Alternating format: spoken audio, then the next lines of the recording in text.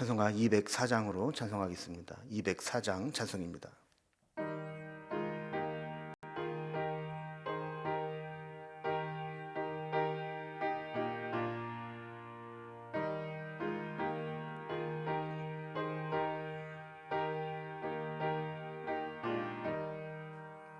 주의 말씀 듣고서 준행하는 자는 반석 위에 터닫고 집을 지음 같아.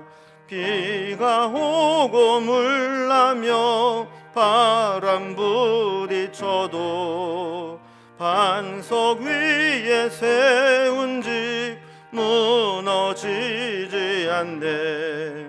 잘 짓고 잘 짓세, 우리 집 잘 짓세. 만세 반석 위에다 우리 집 잘 짓세. 주의 말씀 듣고도 행치 않는 자는 모래 위에 터닫고 집을 지음 같아. 비가 오고 물나며 바람 부딪힐 때 모래 위에 세운 집 크게 무너지네.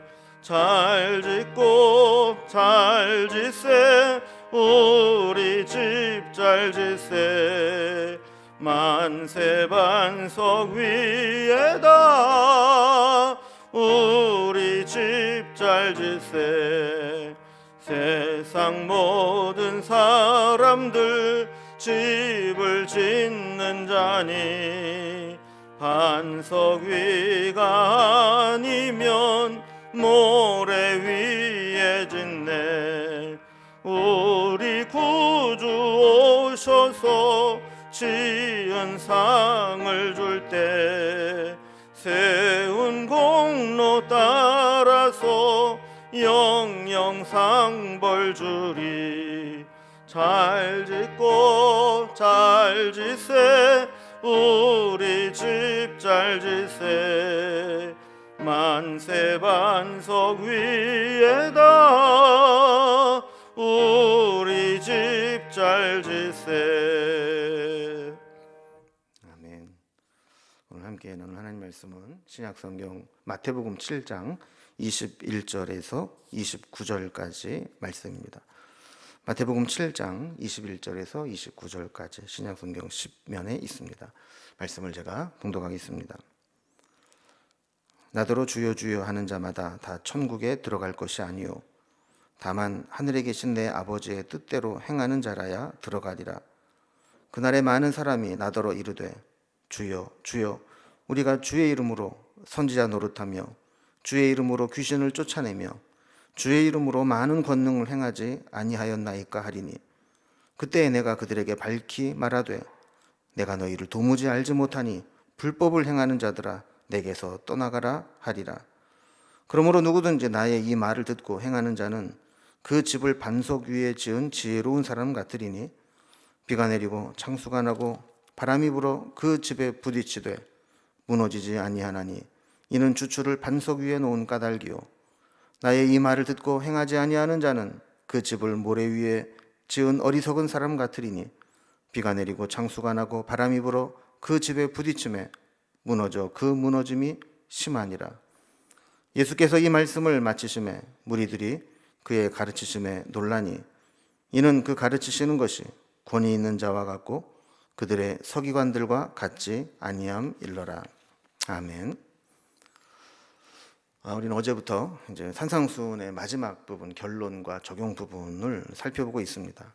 다양한 주제에 대해서 주님의 제자라면 어떤 가치관을 가지고 살아야 하는지, 어디에 목적을 두고 살아야 되는지, 그리고 우리의 기준은 무엇이 되어야 되는지 이런 말씀을 살펴보았고, 마지막 결론과 적용 부분에서 우리가 들은 말씀에 은혜 받고 아는 것으로 그쳐서는 안 되고 그것을 듣고 행하는 삶으로 열매를 맺어야 된다라는 말씀을 살펴보았습니다. 어제는 좁은 문, 좁은 길의 비유, 그리고 나무와 열매에 대한 비유를 통해서 실천하고 사는 것이 얼마나 중요한가. 마치 세상 사람들이 가기 꺼려하는 좁은 문을 통과해서 협착한 길로 가면서 손해를 보고 고난을 받는다 할지라도 주님의 제자들은 그 길을 가야 된다. 그리고 나무로 열매를 판단하듯이 우리도 말만 번지르르하게 사는 것이 아니라 우리 행함과 열매로 우리의 삶을 증명해내야 된다라는 것을 살펴보았습니다. 이제 오늘은 적용과 결론의 이제 두 번째 비유로 모래 위에 세운 집과 반석 위에 세운 집의 비유로 우리에게 말씀해 주면서 그 앞뒤로 우리가 또 참 제자가 누구인지 또 거짓 제자가 누구인지 비교해서 설명을 해주고 예수님의 말씀을 마무리하는 것을 보게 됩니다. 오늘 본문을 좀 이렇게 단락별로 좀 몇 가지 나눠보면 첫 번째로 21절에서 23절까지는 행함이 없고 잘못된 열매를 맺는 이런 거짓 제자들에 대해서 경고하는 내용이 나오게 되고, 두 번째 부분은 모래 위에 세운 건축자, 반석 위에 세운 건축자의 비유를 통해서 우리가 말씀대로 듣고 행하는 것이 얼마나 중요한가를 말씀합니다. 그리고 이제 모든 말씀 결론과 적용까지 마치고 나서 반응을 이야기합니다. 그래서 예수님의 권위 있는 가르침에 사람들이 듣고 놀랬다 하는 내용으로 이제 산상수훈이 전체가 마무리됩니다. 이제 어떤 내용인지 오늘 본문을 단락별로 살펴봅니다. 첫 번째 단락은 이제 거짓 제자에 대한 경고입니다. 사람은 겉만 보면 알 수 없듯이 우리가 어떤 열매를 맺느냐, 어떤 본질이냐가 중요하다는 걸 이제 살펴보았죠. 주님도 마찬가지입니다. 우리가 어떤 사람인지, 어떤 열매를 맺는지 이게 중요하지, 겉이 어떤지는 중요하지 않습니다. 21절에 보면 나더러 주여 주여 하는 자마다 천국에 다 들어갈 것이 아니요 다만 하늘에 계신 내 아버지의 뜻대로 행하는 자라야 들어가리라 그랬습니다. 어제부터 살펴본 말씀대로 이제 산상수훈의 결론 부분은 행함에 있다 그랬죠. 말씀을 지금까지 전해 주셨는데 이 말씀을 듣고 우리가 어떻게 이해하느냐, 어떻게 받아들이느냐, 어떻게 생각하느냐, 뭐라고 고백하느냐 이게 중요한 게 아니라 우리의 삶의 열매를 통해서 어떻게 그것이 드러나느냐, 실천하느냐, 적용하느냐 이게 중요하다라는 겁니다. 심지어 22절에 보면 그날에 많은 사람이 나더러 이르되 주여 주여 우리가 주의 이름으로 선지자 노릇을 하며 주의 이름으로 귀신을 쫓아내며 주의 이름으로 많은 권능을 행하지 아니하였나이까 하리니 그랬습니다. 여기 보면 말로는 주여 주여 이렇게 할 뿐만 아니라 적극적으로 주님의 사역에 동참했던 자들이라 할지라도 행함이 없다면 책망받을 수밖에 없고 외면할 수밖에 없다라는 겁니다. 참 아이러니한 것은 자기는 말씀대로 살지 않고 욕심을 따라 살아가면서도 한동안 주님의 능력을 덧입어서 사역을 하고 또 능력을 행하는 자도 있을 수 있다라는 겁니다. 그래서 주의 이름으로 선지자 노릇도 하고 주의 이름으로 때로는 귀신도 내쫓고 주의 이름으로 때로는 기적과 능력을 행하기도 하는데 주님의 관심은 우리가 얼마나 말을 잘해서 선지자 노릇을 잘했느냐, 우리가 얼마나 다른 사람들에게 귀신을 쫓아내는 능력을 행했느냐, 얼마나 주의 이름으로 권능의 기적을 행했느냐 이게 중요한 게 아니고 우리 자신이 하나님의 말씀 앞에 어떤 열매를 맺느냐 이게 중요하다라는 거예요. 그래서 자신들의 삶의 열매는 없고 겉으로 드러난 예수님의 이름 팔아서 능력을 행하고 주님의 일을 하는 것처럼 겉모양만 번지르던 사람들에 대해서 23절에 보면 이렇게 책망합니다. 그때 내가 그들에게 밝히 말하되 내가 너희를 도무지 알지 못하니 불법을 행하는 자들아 내게서 떠나가라 하리라 그랬습니다. 아까 21절 말씀처럼 아버지의 뜻대로 행하지 않고 불법을 행하는 자는 아무리 화려한 큰 사역을 하고 또 하나님의 주시는 권능을 행하는 것처럼 보여도 주님은 마지막 때에 그들을 보면서 내가 그들을 도무지 알지 못한다. 나를 떠나가라. 이렇게 말씀할 거라는 겁니다. 심판 때에 이렇게 주님 앞에 항변하는 자들이 많이 있을 거라는 거죠. 좀 목사로서 두려울 때가 있습니다. 다른 사람들에게 말씀을 전하기도 하고 또 주의 이름으로 여러 가지 일을 하기도 하지만 주님 앞에 섰을 때 내가 너와 무슨 상관이 있느냐, 도무지 알지 못한다, 나를 떠나가라, 이런 말을 듣는다면 얼마나 괴롭고 고통스러운 일이겠습니까? 마지막 때, 주님의 심판 때에 정말 그런 사람들이 많이 있을까봐 두렵습니다. 그럼 뭐 대형 교회가 크다고 해서 그 교회를 섬기는 목사가 주님 앞에 칭찬받고 인정받고 그러겠습니까? 아무리 큰 목회를 하고 큰 교회를 섬겨도 그들의 삶의 열매에서 주님의 향기가 나타나지 않고 주님의 뜻을 따르지 않는다면 정말 마지막 때 주님 앞에 섰을 때 내가 너희를 모른다, 불법을 행하는 자들아 나를 떠나가라, 이렇게 말씀하실 거라는 거죠. 내가 이렇게 주의 일을 열심히 하고 성과도 내고 다른 사람들에게 능력 있다는 이야기도 들었지만 우리가 말씀대로 행하지 않으면 주님은 철저히 외면하시고 심판하신다라는 것이 산상수훈의 결론의 한 부분입니다. 두 번째, 오늘 본문의 결론은 모래 위에 지은 집과 반석 위에 집을 지은 것을 비교합니다. 집을 건축하는데 어떤 사람은 기초를 반석 위에 지은 지혜로운 사람이 되고 어떤 사람은 그 집을 모래 위에 세운 어리석은 사람이 된다고 말씀합니다. 이 말씀은 사실 유대 지역의 기후와 지형을 알아야만 이해할 수 있는 비유입니다. 비가 잘 오지 않는 사막이나 광야에 우기 때 종종 비가 오게 되는데 이럴 때만 내린 물이 흘러내리는 하천을 와디라고도 부르고 간헐하천 혹은 건천이라고 부릅니다. 이 와디, 이 건천의 바닥은 비가 오지 않은 건기에는 오랫동안 비가 안 오기 때문에 굳어지고 사람들이 다니게 되면서 일반 땅처럼 보이게 되죠. 그러나 지혜로운 사람은 우기 때 비가 오면 이곳에 물이 흐르는 곳을 알기 때문에 이곳에 집을 짓지 않습니다. 어렵더라도 반석과 같은 곳을 찾아서 기초를 세우고 집을 짓죠. 그러나 어리석은 사람들은 빈 땅이 있고 또 땅이 무르기 때문에 집을 짓는데 훨씬 더 수월합니다.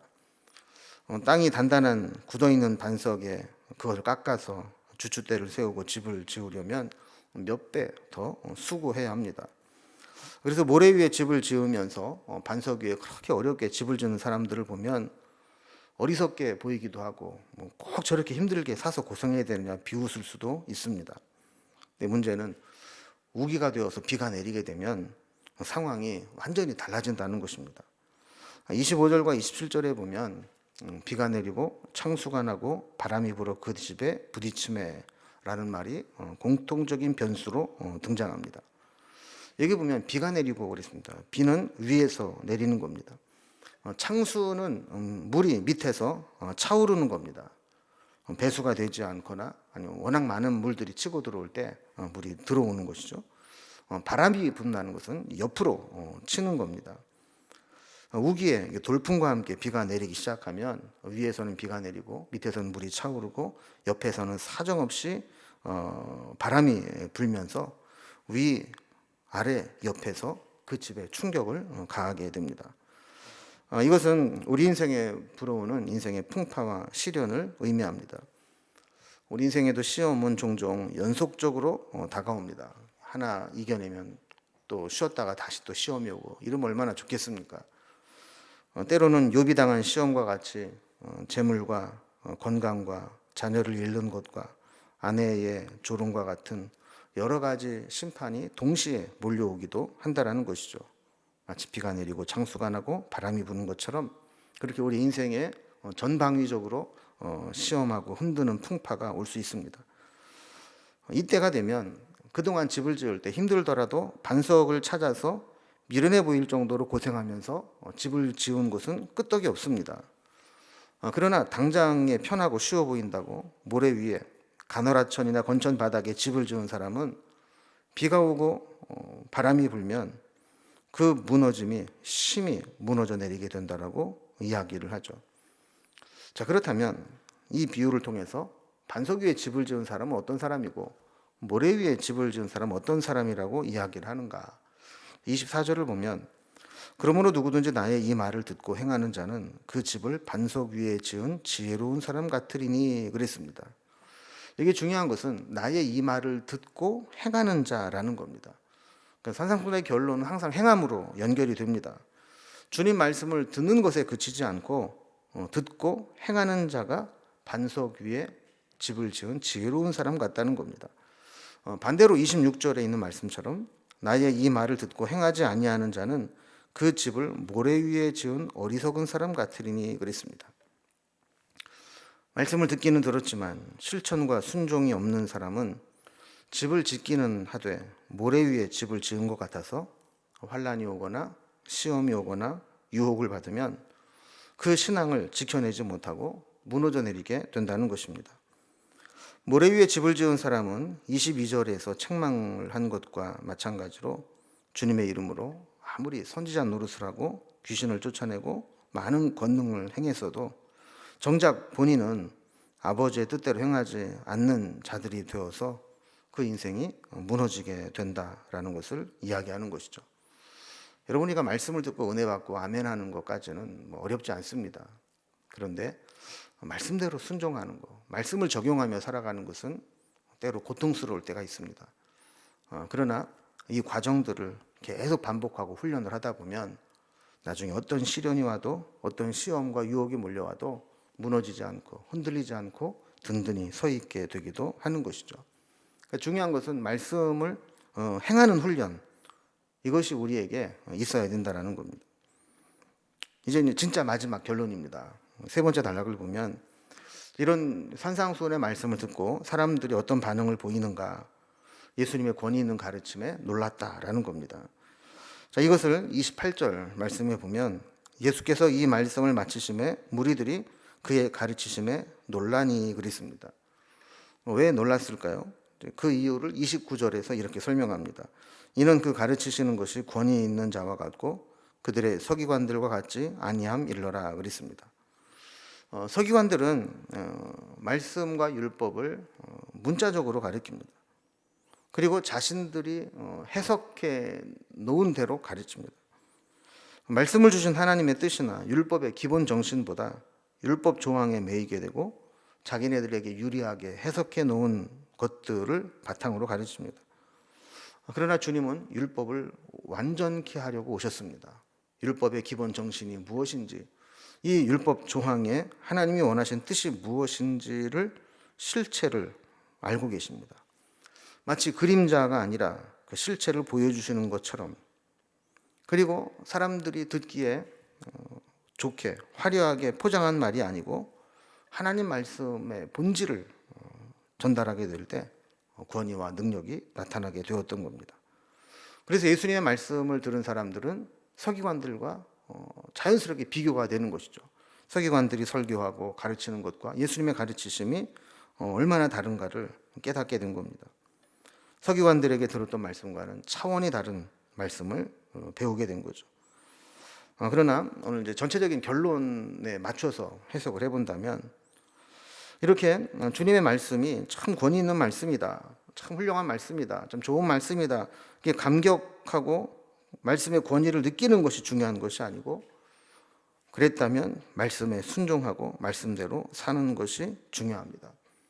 이제 오늘 이 산상수훈의 말씀 전체를 마무리하면서 힘들지만 반석을 이렇게 고르고 그 위에 기초를 쌓아가는 것과 마찬가지로 매일매일 우리의 인생의 바닥부터 말씀으로 채우고 말씀을 묵상하고 말씀대로 살아가는 훈련을 하게 될 때 그것이 세상적인 기준으로 볼 때는 어리석어 보일 수 있습니다.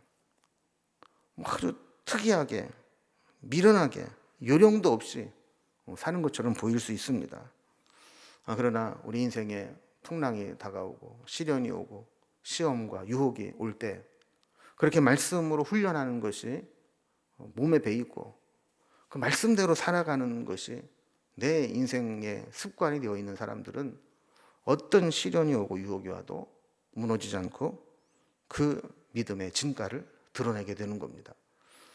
우리도 수많은 설교를 듣고 틈을 내서 우리가 성경을 읽고 여러 가지 개인적인 경험 훈련을 하지만 중요한 것은 내가 얼마나 많이 아느냐가 아니라 삶의 현장이 부딪힐 때 얼마나 말씀대로 실천하느냐 하는 것이 진짜 중요하다는 것을 다시 한번 생각하면서 말씀을 아는 것에 그치지 않고 말씀대로 실천하며 적용하며 살아갈 수 있게 해달라고 우리가 결단하며 오늘 산상수훈의 말씀을 마무리하면 좋겠습니다. 기도하겠습니다. 하나님 아버지, 이제 산상수훈의 말씀을 마무리하면서 주님은 행여라도 우리가 그 말씀이 지식으로 끝날까봐, 감동받고 은혜 받는 것으로 끝날까봐 말씀을 듣고 행하는 것이 얼마나 중요한 것을 거듭거듭 여러 가지 비유를 들어 설명하는 것을 살펴보았습니다. 우리가 오랫동안 신앙생활 하면서 많은 설교를 들어왔고 때로는 성경을 많이 읽기도 하고 경건생활을 한다고 큐티도 해왔지만 중요한 것은 내가 얼마나 많은 지식이 있느냐가 아니라 얼마나 삶의 자리에서 말씀대로 살아가느냐가 중요한 것임을 다시 한번 깨닫게 하시고 내 삶을 말씀이 인도해가는 말씀대로 살아가는 순종하는 묵상한 대로 적용하며 살아가는 삶이 되게 하여 주옵소서. 말씀의 아름다운 열매들이 우리의 삶을 통해 맺혀지기를 소망하며 예수님의 이름으로 기도드리옵나이다. 아멘. 각자의 기도 제목들로 자유롭게 기도하시겠습니다.